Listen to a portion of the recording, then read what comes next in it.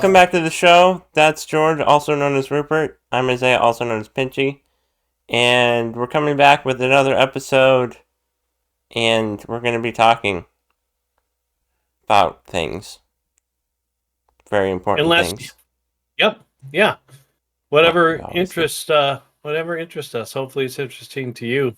And if it's not, then too bad. Not. Listen anyway. If it's not, then it's not. But if it is, then it is.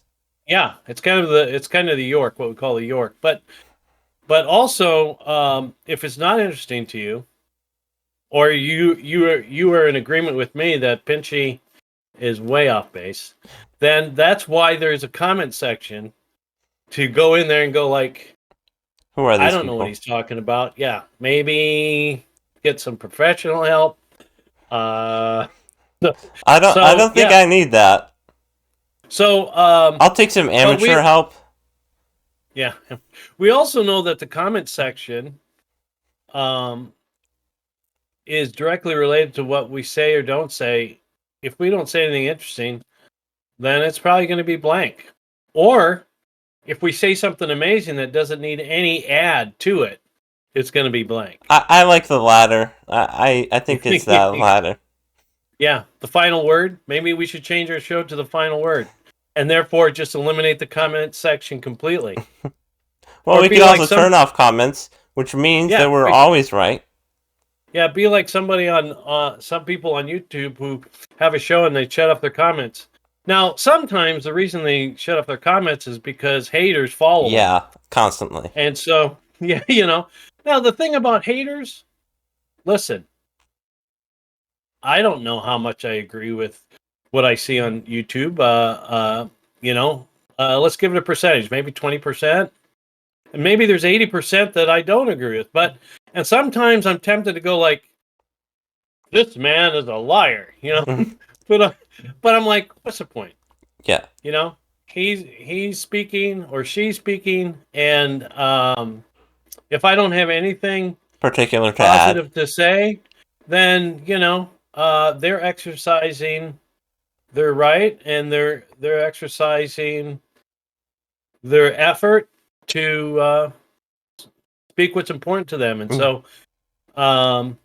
anyway. Well, the way that I feel about it is that if I don't have anything extra to add other than I disagree with you in the comment section, I want to be more specific about my problems or what I agree with, let's say.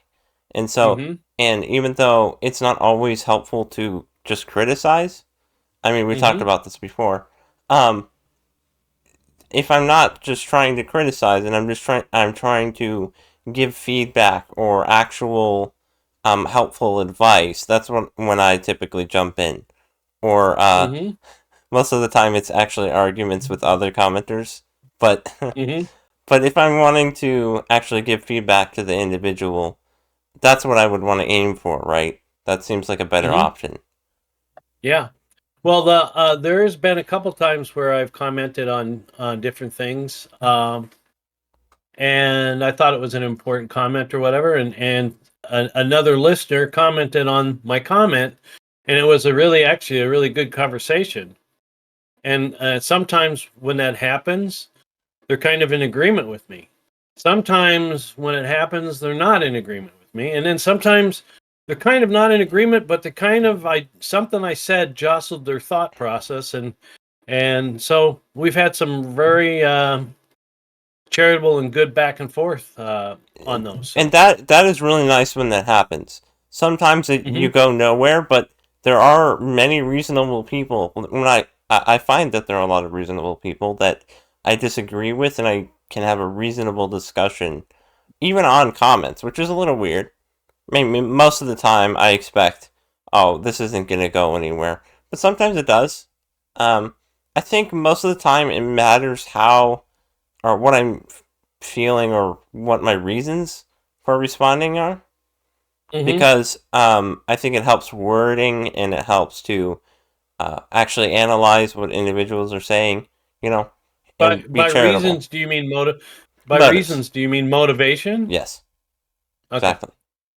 So, so what do you mean? Like, okay, I'm going to prove him wrong, or Exactly. or uh, but Well, I'm saying sometimes that I'm go ahead. saying my motivation is to help them to think. That's when I have a good conversation. Whereas when I just want to prove me right, let's say, um, Mm-hmm. I'm less careful with my wording in that instance. Mm-hmm. Mm-hmm. Mm-hmm. Yeah, I had one time somebody commented, we had a couple things back and forth, and then one of his last comments was that because he was kind of starting to head to my direction before we even had our conversation, and he said, and he actually had a plea. He said, "What do I do with all my family who says I'm going to hell because of my beliefs?" And I haven't been able to, and I wanted to respond to that, and it was just too late at night.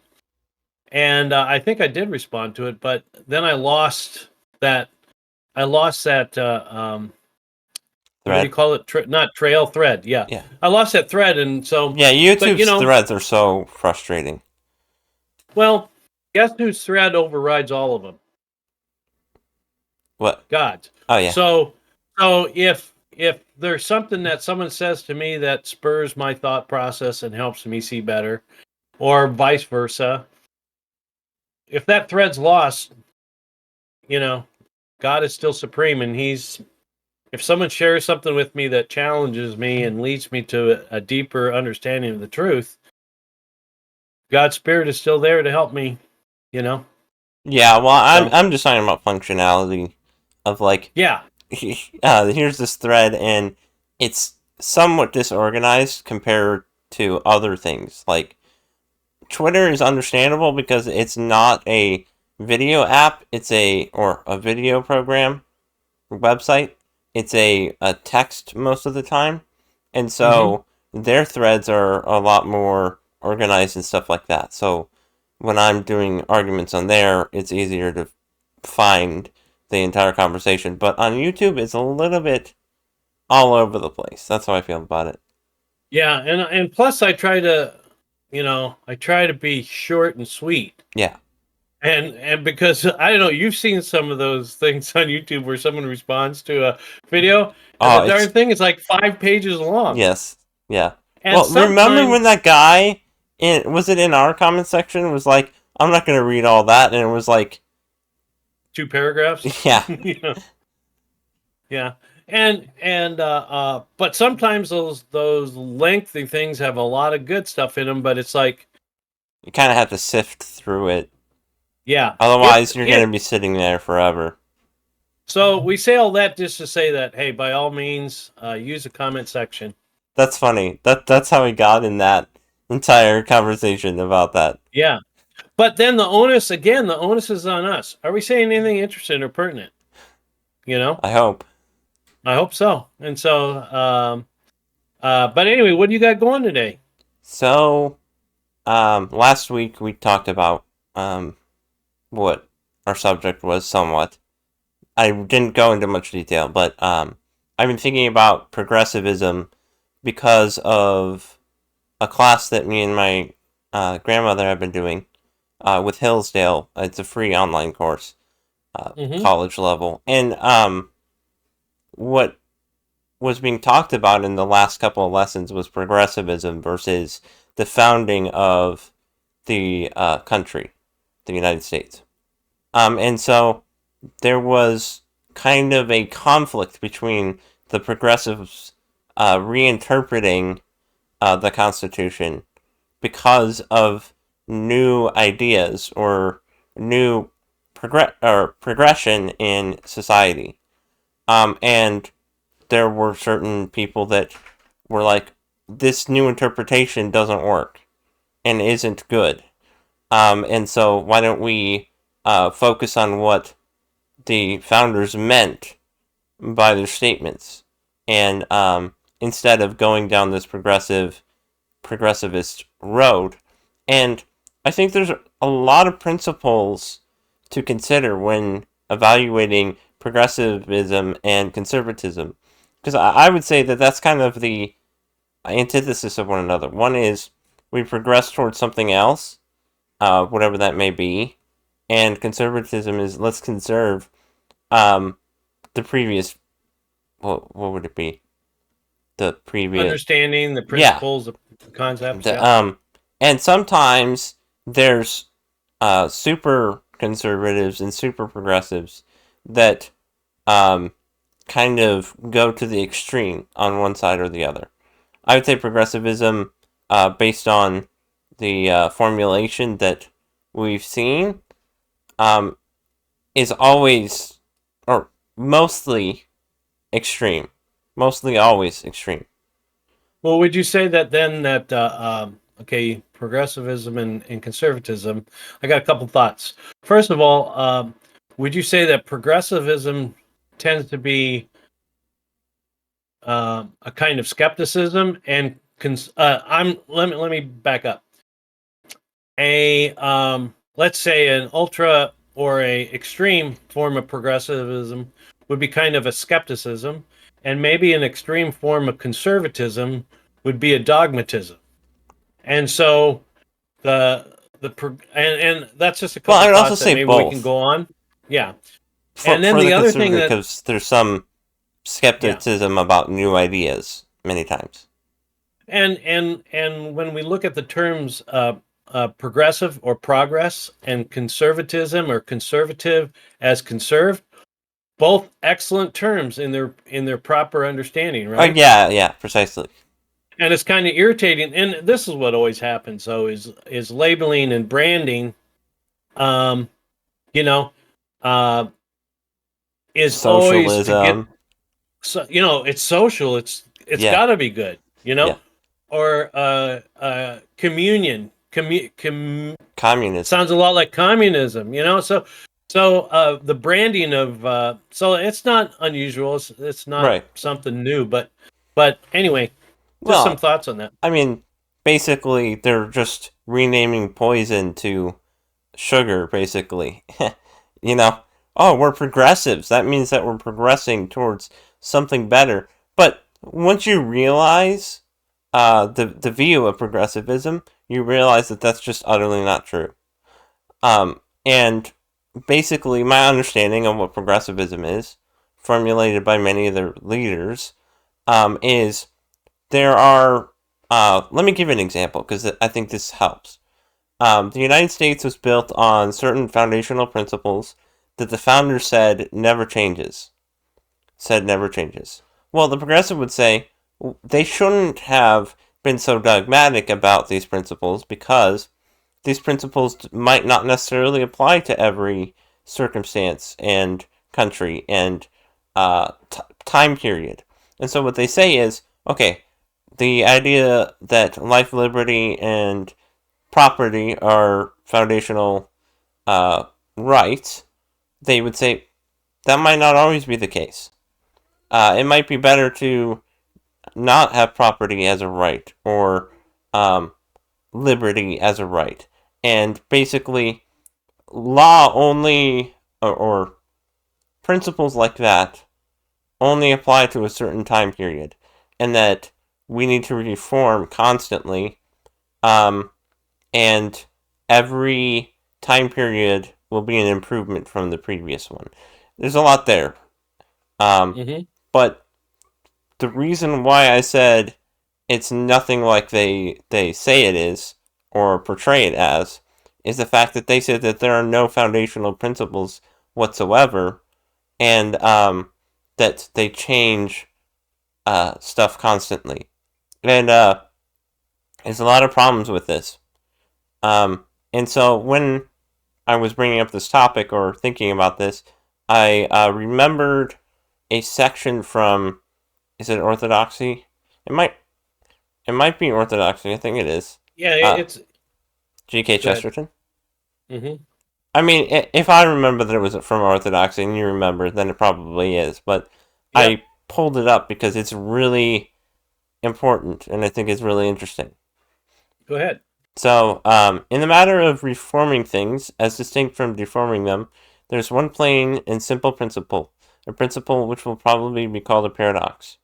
There exists in such a case a certain institution or law, let us say, for the sake of simplicity, a fence or gate erected across a road. The more modern type of reformer goes gaily up to it and says, I don't see the use of this, let us clear it away. To which the more intelligent type of reformer will do well to answer, if you don't see the use of it, I certainly won't let you clear it away. Go away and think. Then when you can come back and tell me what you that you do see the use of it, I may allow you to destroy it. This paradox rests on the most elementary common sense. The gate or fence did not grow there. It was not set up by somnambulists who built it in their sleep. It is highly improbable that it was put there by escaped lunatics who were for some reason loose in the street. Some person had some reason for thinking it would be a good thing for somebody. And until we know what that reason was, we really cannot judge whether the reason was reasonable. It is extremely probable that we have overlooked some whole aspect of the question if something set up by human beings, like ourselves, seems to be entirely meaningless and mysterious. There are reformers who get over this difficulty by assuming that all their fathers were fools, but if that be so, we can only say that folly appears to be a hereditary disease. But the truth is that nobody has any business to destroy a social institution until he has really seen it as an historical institution. If he knows how it arose and what purposes it was supposed to serve, he may really be able to say that they are bad purposes, that they have since become bad purposes, or that they are purposes which are no longer served. But if he simply stares at the thing as a senseless monstrosity that somehow sprung up in his path, it is he, and not the traditionalist, who is suffering from an illusion. So, there's a lot here, because it's pretty long. 2 paragraphs, actually. 3? No, 2 paragraphs. So, it's really interesting because I think it really applies. So, what the reformer or progressive does is they look at something that's been there for a long time, or that is or historically been set up, and they look at it and they want to just clear it away and don't see a use of it. And then he says that the better reformer or better progressive, let's say, would look at it and say, okay, what was the use of it? And is it a good use or a bad use? Whereas most of the time we see progressives say, okay, let's get rid of the previous structures, whatever it is. Christianity, for instance. The reason why that doesn't work is because Christianity is the basis for our society, and I believe it's true. And without it, we have moral chaos. We have moral chaos without it. We have no better alternative to replace that morality with. But because it's been there for so long, and they somehow find it as some kind of oppression, they want to just destroy it without giving a good reason for getting rid of it. And that's where the folly of progressivism shows up, is when there's something there for a reason, and then we just upend it for no particular reason, except that it's old and our ancestors were fools. So let me Yeah. tell a short story and then ask a question.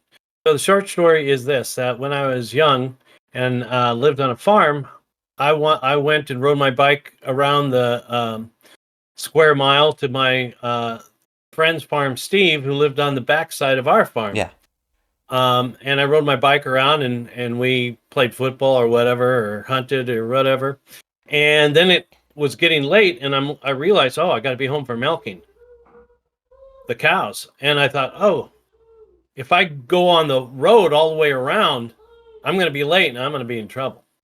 So I decided to cut across, but from his land to my land, and go make a straight shot. So I rode my bike, through the field, and then carried it when it needed to. And then there came a fence, a very stout 5-string barbed wire fence, and I threw my bike underneath it, and then I crawled underneath it, and I went on to a home. Now, if I had stopped, what you're saying is, if I had stopped and go, wow, what is that fence there for? And I went, you know what? I don't think it needs to be there. And actually, I would like to have an opening so I could go back and forth to Steve's house with no problem. and I cut a portion of that fence down. And so now Steve and I could go back and forth real quickly. Well, had I done that, and this is a true story, I didn't cut the fence, by the way. Okay. But this is a true story. Had I done that, I would have been in big trouble. Because as soon as I threw my bike underneath the fence, about 20 adult and yearling or maybe 2-year-old bulls came charging toward me from Steve's side of the fence. And the only thing that stopped them, although I think they could have gone through the fence, but I wasn't worth the trouble. But had I opened a pathway, because I didn't know why the fence was there, bulls would have stampeded me, and who knows what would have happened. Not because they have any kind of that's what they do, and I'm a threat to them.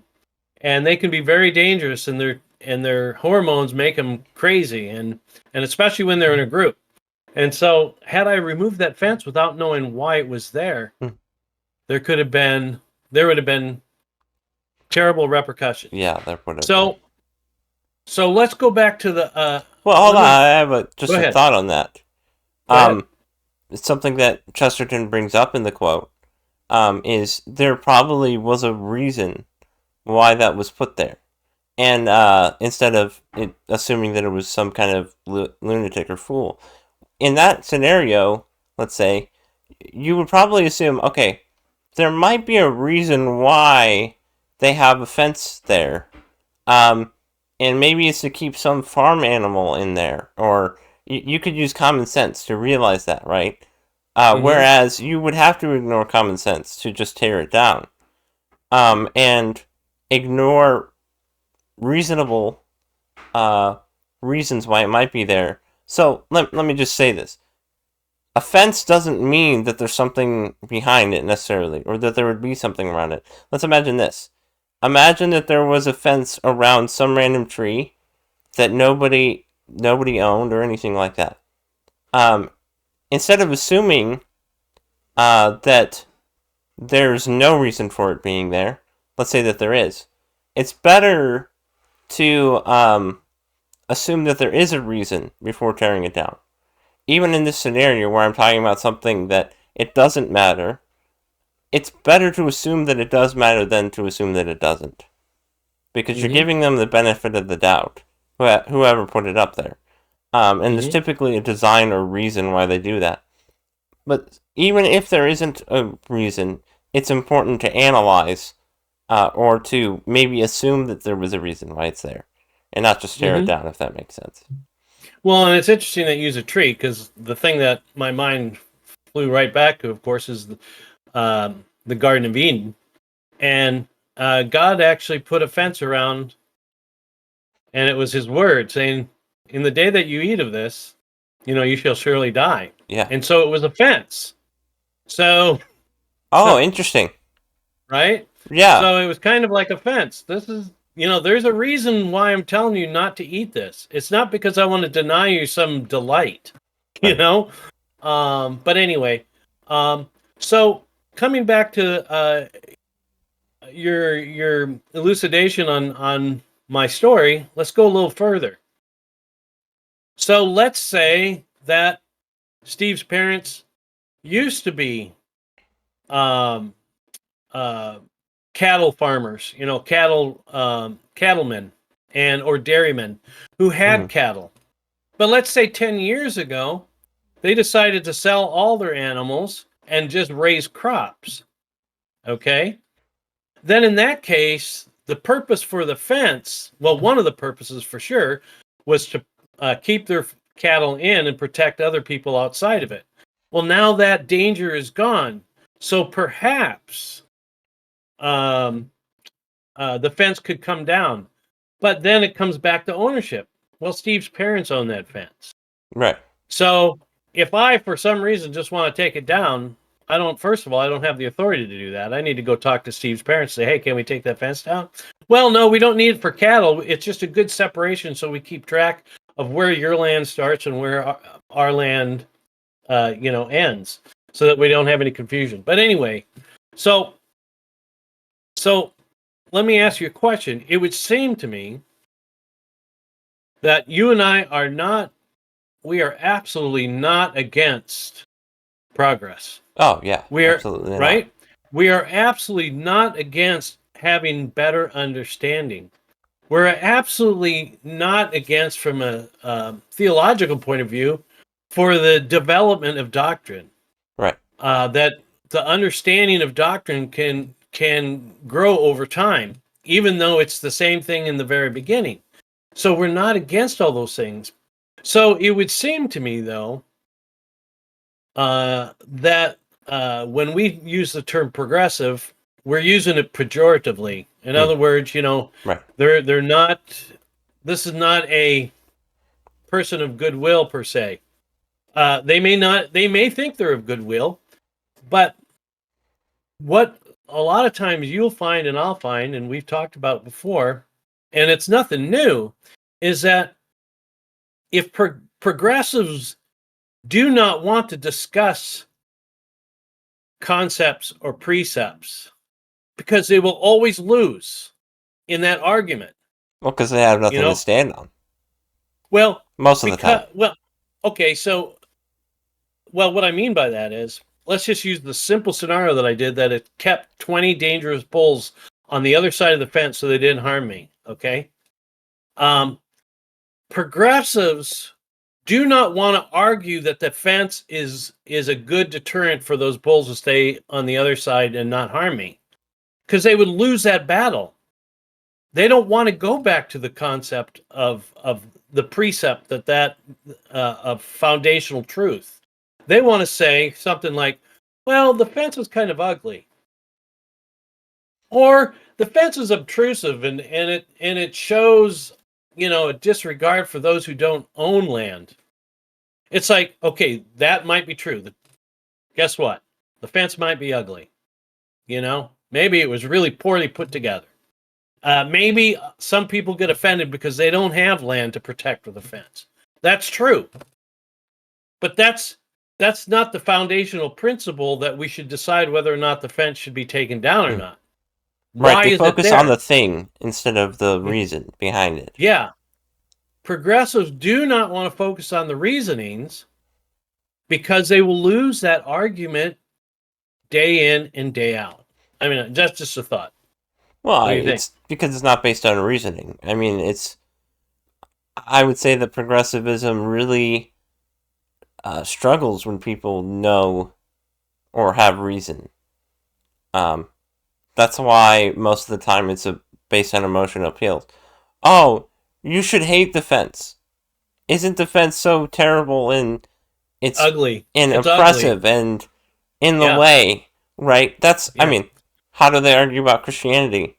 Oh, there's abuse that happens in the church. Okay, so what? I can say the same thing about your side, but Right. that's just um That's it's a red herring. That's taking that's a different argument. So what you're telling me, progressive, is that some people are bad people. Yeah, you're I right. can agree with Good that. call. Good call. And so yeah, it's always important to make sure that we understand that when we're talking about progressivism, we're talking about a particular ideology, not like being progressive and like wanting to move forward and reform things. Um, but yeah, that's important to recognize that we we shouldn't have a problem with progressing.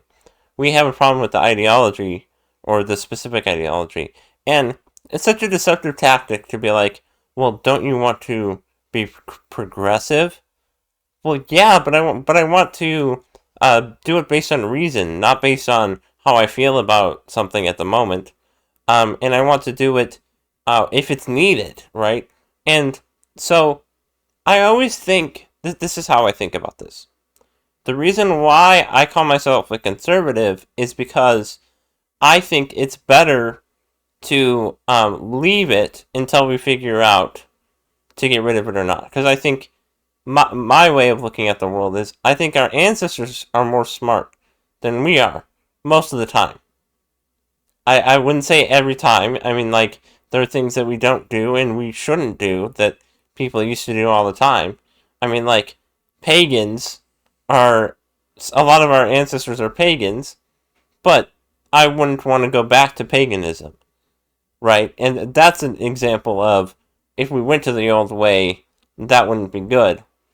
But I don't want to just forsake things just for the sake of it. I want to do it if it's needed at the time. But I think it's better safe than sorry. That's how I feel about it. What do you think?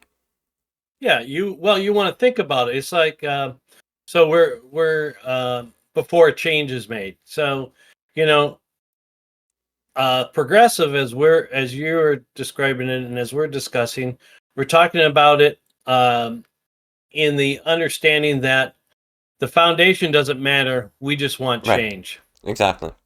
Okay. Um, and so the conservative, what you're saying is, it would seem to me that conservative, uh, the conservative impulse should always be the first impulse, right? Right. Okay, there's a fence there. Our first impulse should be, well, let's leave it there and think about why it's there. Let's conserve that fence. That should be everyone's first impulse. But if your first impulse is immediately with everything, tear it down. That's what we're saying, that progressives or progressivism tends to do that without arguing about the foundational principles, because if they honestly argue about the foundational principles, they will lose every time. Well, when you said that, I was just thinking about Francis Bacon. He talks about Good in name, bad philosophy. yeah he talked about in one of his books about um wanting to kind of control nature over understand it. And so when we look at the previous view, like the traditional philosophy, this is what I call it. Um, it was let's understand the world that God created. And whereas when Francis Bacon is talking in a modernist way, he's like, let's um, change nature and not simply try to understand it. And he criticizes the previous way of thinking.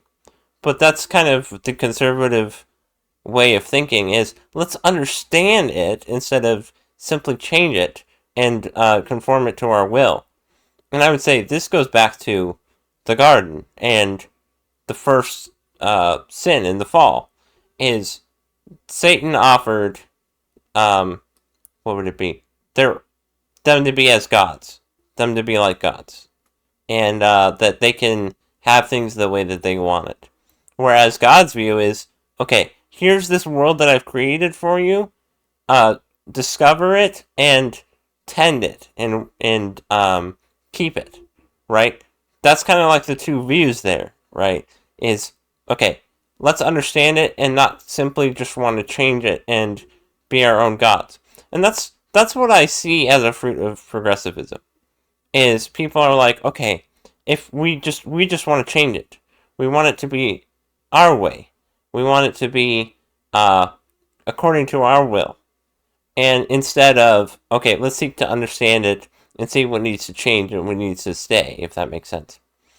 But I Yeah. just thought of Well, that it's, when you brought that up, when you said well, that. it's like the a presidential statement or mission statement of hope and change. Okay. Again, they use two really good terms, Mm-hmm. right? Hope is a great term. Change can be a good thing. Um, Well, it's a it better has to word be, than tear down or yeah, get rid of. yeah. It has to be qualified. Change something. Fix it if it's not working, right? Or if it is working, let it keep working. And if you can find a more efficient way, work on that until you Mm, perfect that process and then replace it. But really, that presidential slogan, it didn't want to address anything foundational. mm, It was willing to go hope for anything. Hope has to have an object. and and hope is only valid if the object is of worth and virtuous, and change, if it's changed for the better, fine, great, you know. But if it's just blanket hope and change, they don't want to argue about the foundational principles. What do you want to change? Right. When I And hear they were that, never specific on what their hope was, and they were never specific on what they wanted to change. Because if they were, people would start to think, well, that doesn't make right, sense. You know, right, yeah, you want me to cut the limb off that I'm sitting on because you think there's a better way for me to sit on this tree? Why right. do you let me? What reason? Yeah. What purpose? So, Well, yeah. that's my question. Also, the other question is what is hope? What does hope mean to you? What does change mean to you? Because let me give another example because this is such an important one. Love. Don't you want people to just love each other? Don't you care? Don't you love people? Just love. Okay. My question to that person is, what do you mean? What is love? Because according to my understanding of love, love is to will the best for another for The their good of sake, another for their own sake. Yeah. for their own sake. So, if I'm basing my view on that, um, I'm if I'm basing my if that's my definition of what love is, I'm going to try to do my best to will the best of other people, um, and many times that's through difficulty and um, maybe rebuke, depending on what it is. If if it's a good time to do so.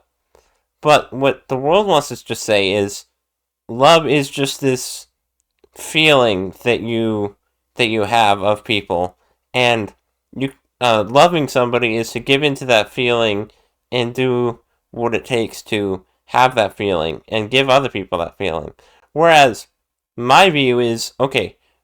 Sometimes I don't want to give my child a cookie because maybe they've had 100 cookies Because you're this mean. last week, and maybe I realize, okay, maybe they're gonna get a stomach ache if I give them It's this got cookie. vitamins. It's got vitamins. But keep It going. does have well, even vitamins you can maybe It, have too but much depending on what it yeah. is. Yeah. But Okay. Keep going. I give them on the one hand, I'm like, okay, no cookies today. And I'm doing it because I think that they're gonna get a stomach ache. On the other hand, I just want to please them and just give them a cookie. Not because of not necessarily thinking about the repercussions of my actions. But it's such a generic, undetermined. Uh, there's no definition that they give. They just say love, love, love, and not understand what it means.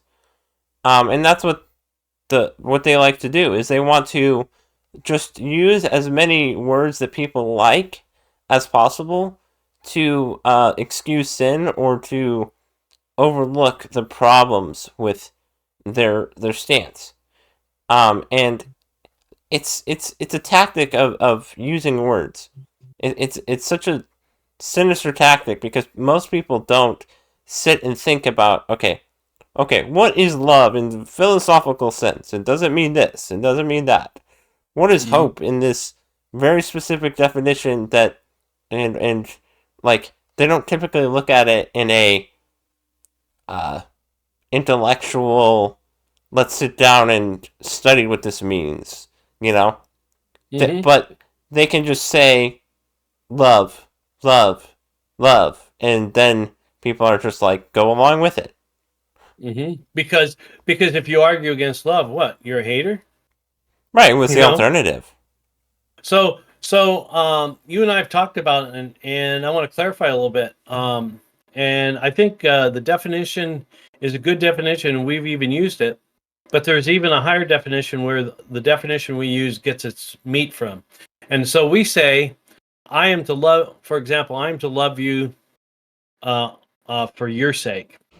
And it's more true to say I am to love you for God's sake Mm, because God loves you His command is that I should love you, and it's for his sake. And secondarily, it's for your sake. And and I think that distinction is important for Interesting. this reason. Because somebody will say, well, if you really loved me, you'd let me have LSD. Okay? So without God, you could go like, well, that's what they want. They have freedom of choice. It's what they say makes them feel happy. So who am I to deny them? But God would say, no, that is going to destroy him. And so for his sake, for God's sake, you have to love Steve or Billy, whoever it is, and say, I'm loving you for God's sake, which means I'm risking offending you. No, I'm not going to help you with your LSD habit. Yeah, well, that would be to base my view on God's thinking and not simply on a human level. This is what I think is best for our relationship. It'd be to say, right, this is what is best based on God's what would it be, design view. Yeah, right. Well, in the hierarchy of goods, to love someone for their sake is much better than to love them for your sake. Right. You know what Yeah, I mean? that is better. Okay. But then there's a higher one, and that's to love them for God's sake. And that's what we're called to. And that's the one that will be painful because sometimes people don't want love the way God wants to provide them love because they fear. But anyway, that's another subject. But like you said, just to throw out terms, it's like, well, let's define terms. And what will the progressive say? Oh, there you go. Hair splitting again. You're just a hater. You're trying to find a reason why you're not going to love somebody. Or, it's like, so progressives do not want to go back and argue the terms. The smart ones don't want to go back and argue the terms because they already know that there's no point. That they will lose that argument. But then that raises a really good question because I think at this point, using common sense and definitely advice from St. Paul, who he encouraged us to always think the best of one another, to think the best of their intentions, to think, to think well of somebody, rather than automatically think, that they are vindictive or malicious. So when I look at when I consider progressivism, and I consider those who are in what we might say leadership roles, and progressivism is a very loose. It's not a title or a brand that you can put on everybody because it's not descriptive. Not all the progressives are the same. Yeah, it's not right. So then I look at the progressives and I go like, okay, I really think they must believe this. I really think they must be sincere. And so if that's the case, that's why those from the other side, the conservative side, will always want to argue and say, yeah, but did you think about this? Or did you think about this? And so then what gets exposed is, okay, if they resist that fact or those facts or that logic or whatever, you have to go, okay, what is causing them to resist that? Yeah. Could be a number of reasons. One of them, they want to protect their ground. Number two, this is where the ground that they always held, and to do something different is a little fearful, so it's more comfortable to stay where you're at, right? And so then you go like, but so then it would be just human weakness. We're afraid for the good kind of change of like looking at the precepts, going, oh right, I threw out those precepts, I threw out those concepts, and that has caused my thinking to get off. Okay, I can readjust and make a change. I'm the person changing. The fact of 2 + 2 is not changing. I'm adhering to truth. That's why a lot of times someone will say, well, what is truth? It's that which adheres to reality, right? That's this real simple definition. And so then you go, okay, So obviously, education is part of an answer, but it's not the whole answer Mm. because some people choose to, for whatever reason, and sometimes that, for you and me, we believe ultimately in the world of politics, in the world of ideologies, that comes down to a spiritual choice, It does. right? They are defaulting to something that they are more subservient to. So if they don't want to accept God and submit to God, they're fine with, you know, going to church on Sunday and living in a cultural religion rather than an actual religion. Um, but they've sold out. They don't really believe in the truth that they profess. In fact, they reject it. And so, unaware, ignorantly, they make a choice, not even aware of why they're making that choice. Right, not necessarily. Because if for us, when we're thinking in the spirit, um, uh, they have chosen.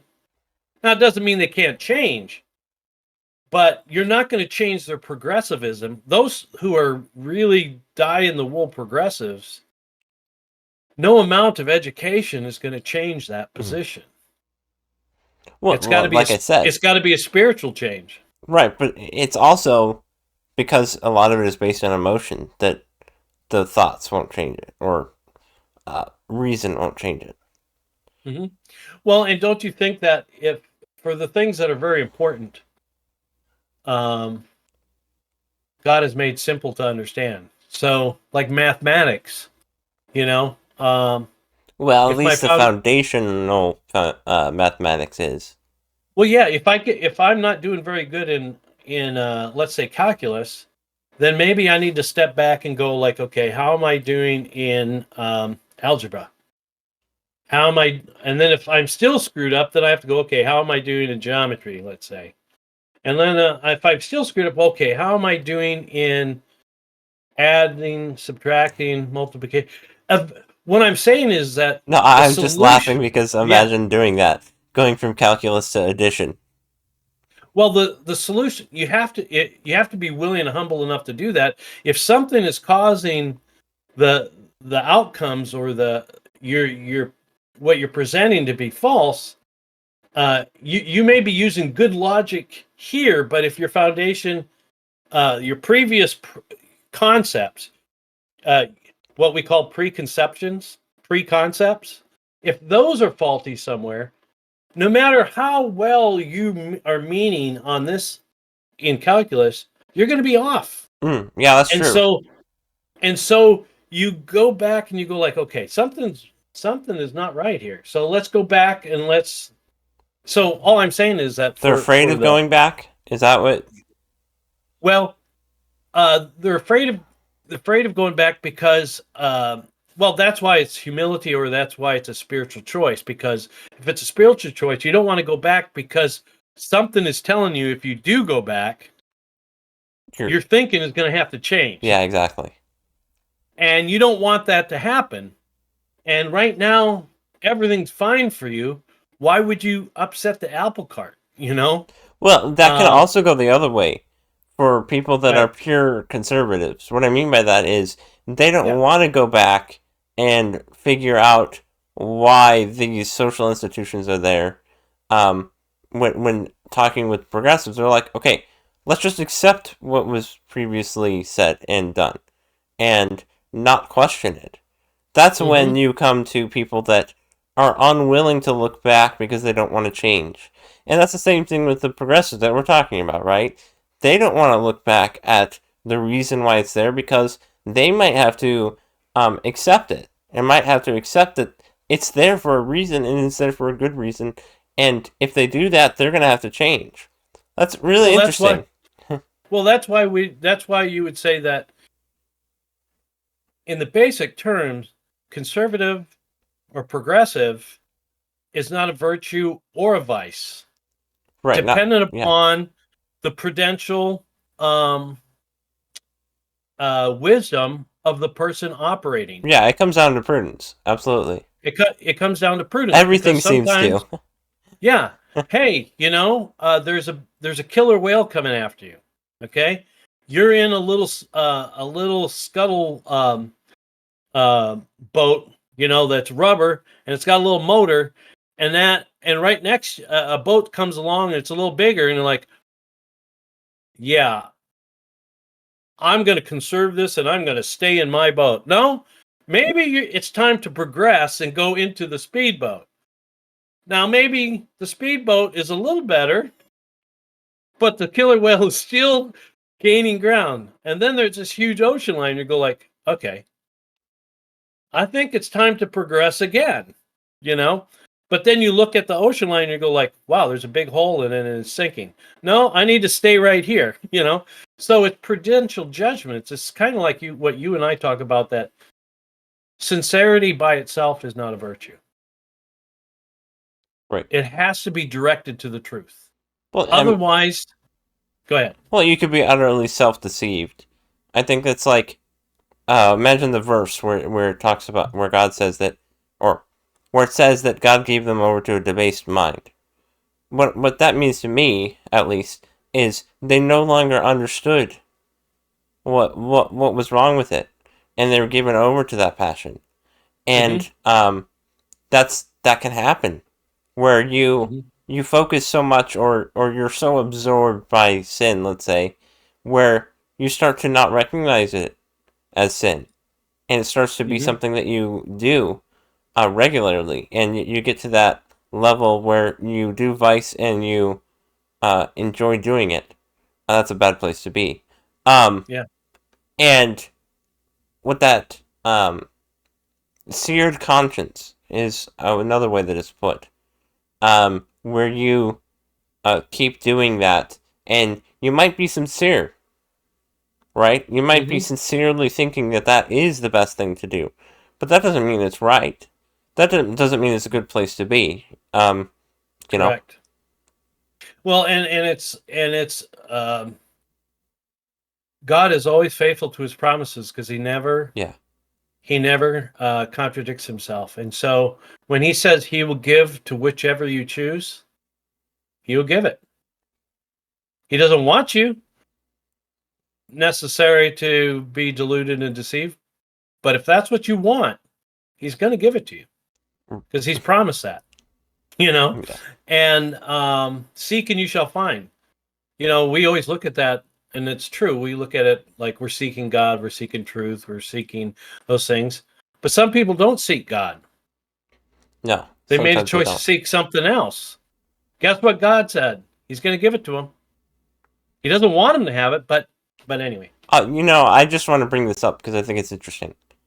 If we consider God to be the good to aim towards, the greatest good that man was designed to follow and to have relationship with him, that's the ultimate good.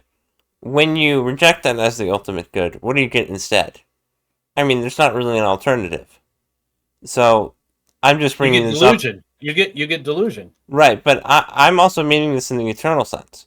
If you don't want God, do you want him to give? Do you want to be in relationship with him forever? Yeah. And then I'd say, well, there's also no alternative. So if you either get God or nothing, and so that's what I think is hell. That's what I think hell is. Yeah. Even if we talk about, okay, there's a judgment that happens there. First and foremost, you're not having a relationship with God like you were designed to. What you were designed to do, to be.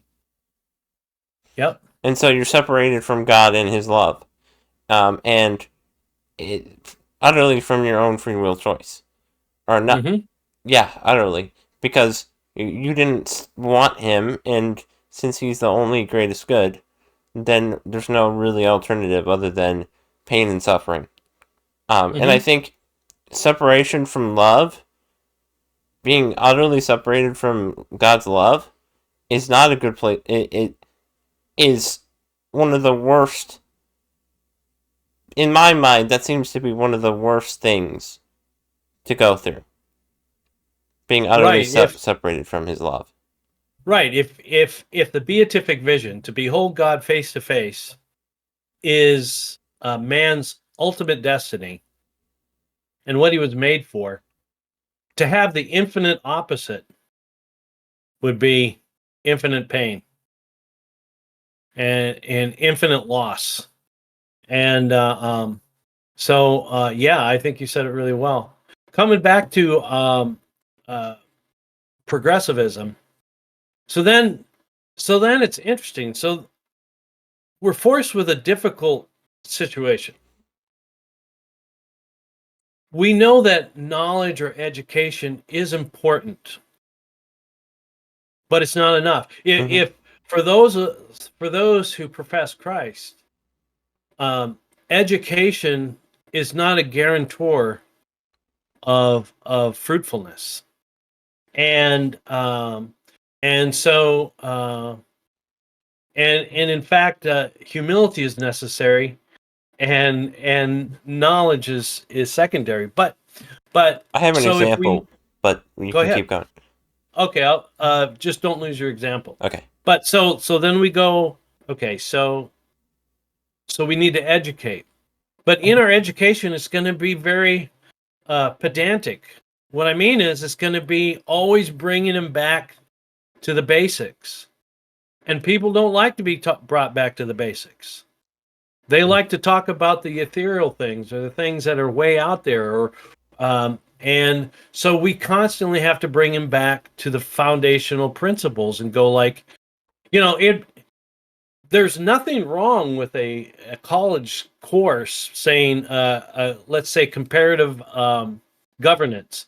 So they're going to compare communism, socialism, fascism, capitalism, monarchy, oligarchy, um, and aristocracy. They're going to compare those. And to compare those, maybe there's an aspect of the worst one of those types of governance or governments. Even in the worst, there might be something practical, but in totality, it's not the most beneficial. And so, if you're willing to have that discussion, so if a progressive is willing to have that discussion, go like, okay, the first question: why do you think we should take down that Mm. fence? Well, because it's ugly. Okay, I agree with you. It is ugly. But did you know that fence is up because of X, Y, or Z? Oh, no, I didn't know that. Well, do you want to know that? Well, if they're an honest and truly what we would consider a good sincerity and truly goodwill, they go like, oh, what is that? And then when you tell them, well, there's 20 bulls that if I take down that fence, it's going to trample George, and they might go, Well, we don't like George very who much. cares? Who cares? There's many Georges in the world. So, but if they go like, oh yeah, maybe we need to look at that first and then work on the aesthetics. If they go, we don't care That's not a good. because That's not a good place to be. no. And sadly, that's probably where a lot of people are. Well, I think Uh, think about Nietzsche, how he went down the logical road of what atheism entails, and right.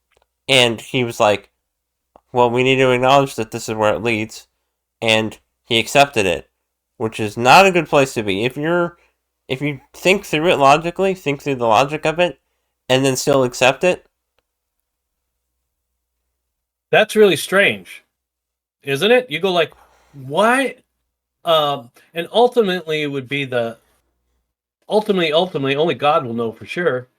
But it would seem like it would be hatred of God, of Well, wanting to be God. also It would have hatred of others as well, because if you're willing to um, go for atheism and you know that that will destroy morality for everyone, and you're okay with that.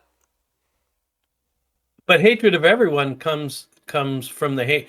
Well, One, yeah, like you were talking about the love. Yeah. yeah. Well, the foundational thing is once you reject God, you can reject what he's created. It never starts the other way. Oh, I love God, but I hate what he's created. No, if somebody hates what God creates, it's because they have a hatred for God. Well, yeah, It's because like God that. is a creator, and God created something, so it's Yeah. like it's kind of Well, it's an like innate part of him. it's like Satan. You know, a wonderful high angel. What a glorious position. What a glorious place to be in the kingdom of God. He hated God and he turned his back on it. And therefore, everything that God creates or wants or desires or wills, he's set against. So like you said, Nietzsche, it's like, how can someone so smart? Obviously, education wasn't his problem. Mm. You know, if Jordan Peterson could have gone back in time and talked with Nietzsche, not we don't know. Jordan Peterson may be a believer or not, maybe someday, but he at least argues that it's beneficial. Do we really Christianity, yeah. believe Jordan Peterson, as brilliant as he is, could go back to Nietzsche and convince Nietzsche out of his atheism? No, I don't think you could. No. In fact, we could even go like, well, Jesus Christ came to Earth and gave witness to why Nietzsche was wrong, and that wasn't good enough for him either. Right. And so there we look at, okay, so then we always have, then we go like, okay, where is there hope in this fighting progressivism? Well, not all progressives have thought through it, No, right? not every. No, that's yeah. And so then sometimes you bring up a point and they go like, oh yeah, that makes sense. So that's one thing. Hmm. But the most important thing that we can do is to train ourselves, and if we're parents, our children, to understand their foundational principles, Mm.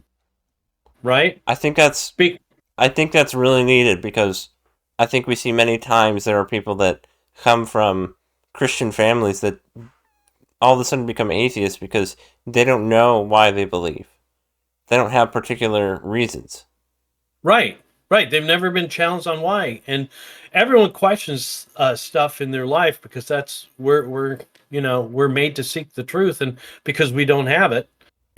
So the two things is, okay, discussion with progressives, um, and always bringing them back to foundational principles. Some of the political leaders that we have on our side that we really love will hammer a point that is so basic, and sometimes our side will go like, gosh, I wish they would move on to Right. something more. Yeah. No, because he recognizes or she recognizes that this is the point where all Exactly. the problems on the other side are, and so they keep hammering that point. So you hammer those points, you be the bad guy, um, and then you train your family. Like you said, a lot of people don't know why they believe a certain way, um, and so we train our family, and that's the long Long goal. game. That's the long game, because we can take in all the news and everything of what the progressives are doing, and we feel powerless. Mm.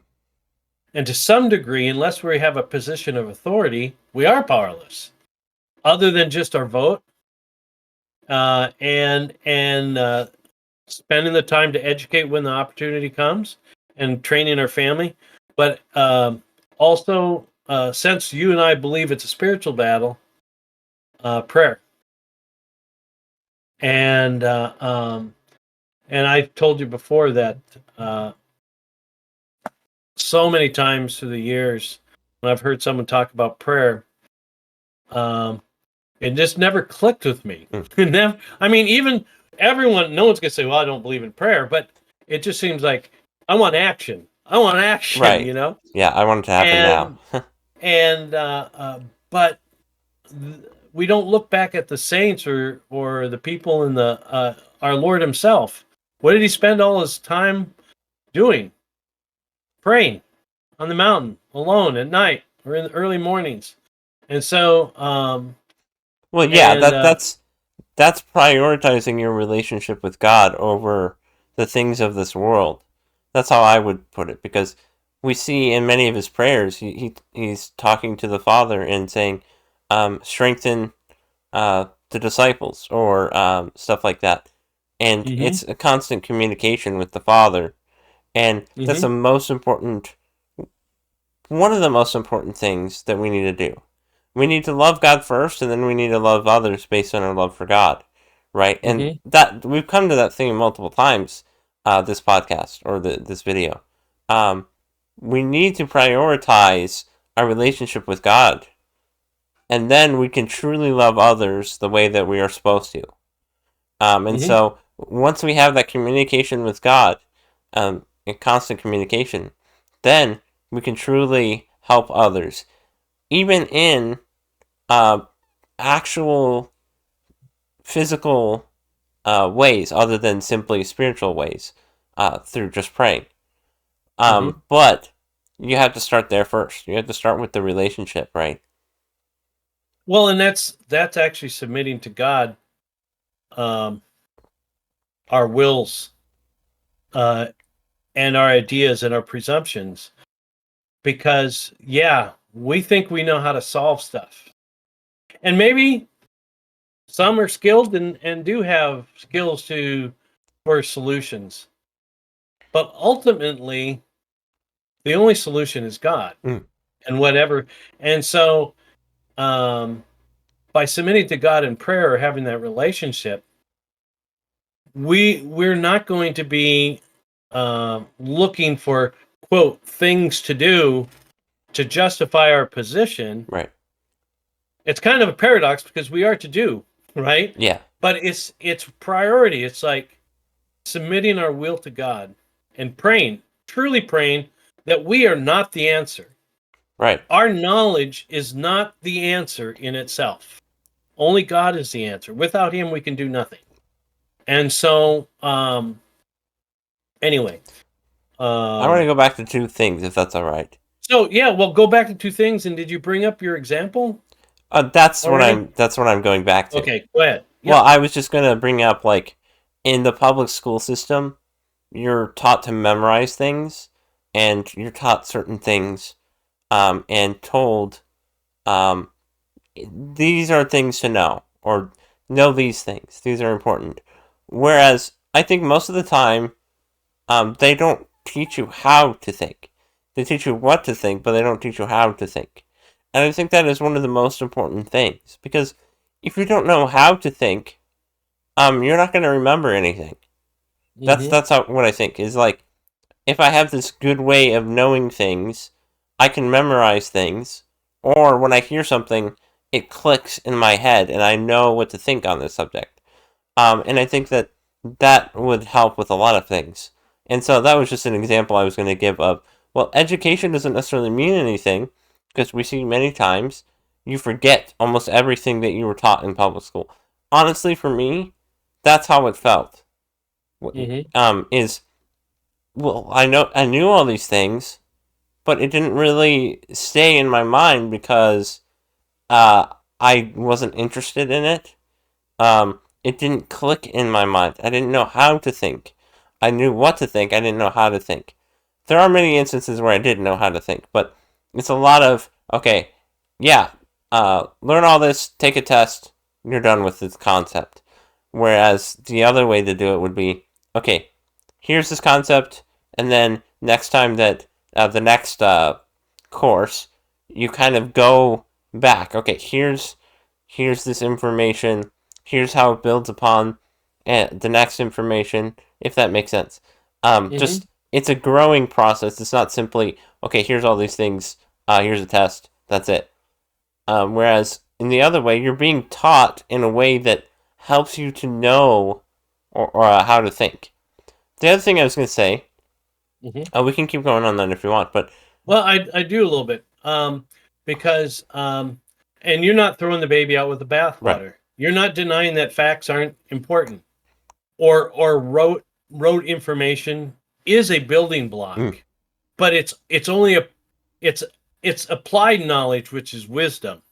You know, That yeah, why You does it know, always come back to that? Isn't that you know, interesting?